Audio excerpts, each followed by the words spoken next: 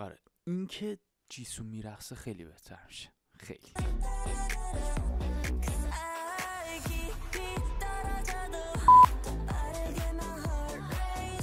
من فقط منتظرم جیسو برقصه.